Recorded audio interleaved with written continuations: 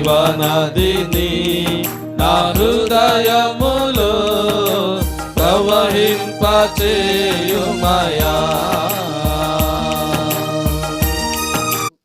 నా ప్రేయర్, అనుదిన ప్రేయర్లో నేను సాక్ష్యంగా ఉంటానయ్యా అని చెప్తానే కానీ ఈ సాక్ష్యం చెప్పలేకపోతున్నాను. పాస్టర్ గారు ఈ ఆల్ నైట్ ప్రేయర్ సర్వీస్ పెట్టి నన్ను చేసినందుకు వందనాలండి. చేసిన దేవాది దేవుడికి వందనాలు తెలియచేసుకుంటూ, ఇంకొక విషయం ఏంటంటే, మా పెద్దమ్మ గారు బాగా అస్వస్థతకు గురయ్యారు.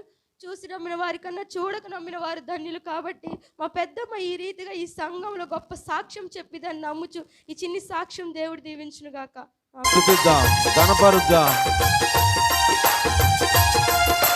నా జీవితంలో నువ్వు చాలు ప్రభువా అంటూ ఆయనకు మనం సమర్పించుకుందాం. ఇన్ని బాధలు నన్ను ఇబ్బందులైనాను ఎవరైనా తెలియజేసినప్పుడు, లేదా ఇటువంటి కష్టాలు మనము తెలుసో తెలియకో మనము ఇతరులకు మనం కలుగు చేసినప్పుడు, ఎవరున్నారులే వారి పక్షాన అనుకుంటాం కొన్నిసార్లు, మనకు తెలుసో తెలియక.